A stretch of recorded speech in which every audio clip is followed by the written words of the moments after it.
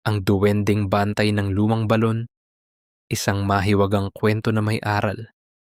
Bago tayo magsimula, maaari ba kitang anyayahan na mag-subscribe sa Miss Cyrus Story? Dito natin pinapakinggan ang mga kwentong Pilipino tungkol sa hiwaga, kababalaghan, at mga nilalang na minsan ay mas malapit pala sa atin kaysa sa ating iniisip.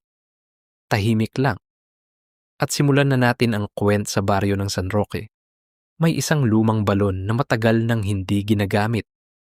Natatakpan na ito ng lumot at damo at bihira ng puntahan ng mga tao. Ayon sa matatanda, may nakatira raw na duwende sa ilalim nito. Kaya tuwing may dumadaan sa balon, palagi silang bumubulong ng, "Makikiraan po." Ngunit hindi lahat ay naniniwala. Isa na rito si Thomas, isang binatang mahirap ngunit mabait. Isa siyang karpintero na halos araw-araw ay naghahanap ng pagkakakitaan upang mapakain ang kanyang may sakit na ina. Mabuti ang puso ni Thomas, ngunit madalas siyang maliitin ng ibang tao dahil sa kahirapan niya. Lalo na ng mayamang si Don Hilario, ang pinakamayamang tao sa baryo. Palagi nitong sinasabi, walang mararating ang mababait lang. Kailangan mong maging tuso para yumaman. Ngunit tahimik lamang si Thomas. Isang gabi, habang pauwi siya galing trabaho, biglang bumuhos ang malakas na ulan. Napilitan siyang sumilong malapit sa lumang balon.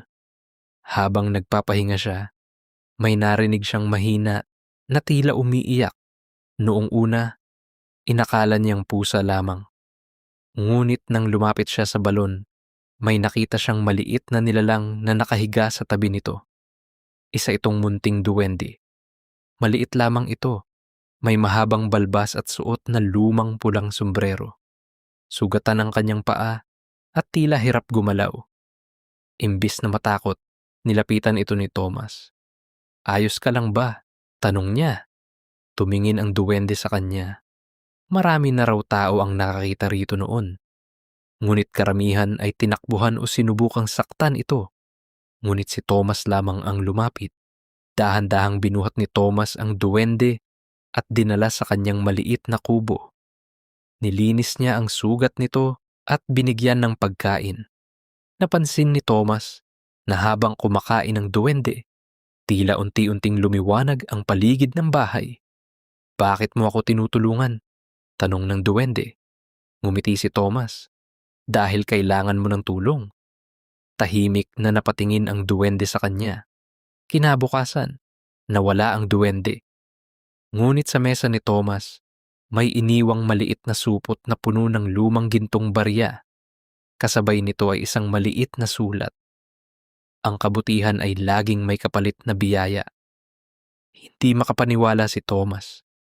Ginamit niya ang ilan sa ginto upang ipagamot ang kanyang ina at ayusin ang kanilang bahay. Ngunit hindi siya naging mayabang. Patuloy siyang tumulong sa mga kapitbahay at namuhay ng simple. Ngunit hindi nagtagal, nalaman ni Don Hilario ang tungkol sa biglang pagyaman ni Thomas. Naging sakim ito. Isang gabi, palihim siyang pumunta sa lumang balon, dala ang pala at mga tauhan. "Hanapin natin ang kayamanan ng duwende," sigaw niya. Hinukay nila ang paligid ng balon, ngunit biglang lumamig ang hangin, namatay ang mga ilaw ng kanilang lampara. At mula sa loob ng balon, may narinig silang malalim na boses. Ang sakim ay walang karapatang tumanggap ng biyaya. Biglang umuga ang lupa. Nagsitakbo ang mga tauhan ni Don Hilario sa takot. Si Don Hilario naman ay nadulas at nahulog sa putikan. Kinabukasan, kumalat sa baryo ang nangyari. At mula noon, wala nang nagtangkang gambalain ang lumang balon. Minsan, bumalik si Thomas ron upang magpasalamat. Tahimik ang paligid. Ngunit bago siya umalis, may narinig siyang mahinang tawa mula sa ilalim ng balon. At sa gilid nito, may isang maliit na gintong barya na kumikislap sa sikat ng araw. Ngumiti si Thomas. Dahil alam niyang minsan sa buhay, may mga biyayang dumarating hindi dahil sa lakas o kayamanan, kundi dahil sa kabutihan ng puso. Aral ng kwento, ang tunay na biyaya ay hindi napupunta sa sakim, kundi sa taong marunong tumulong at gumalang kahit walang kapalit.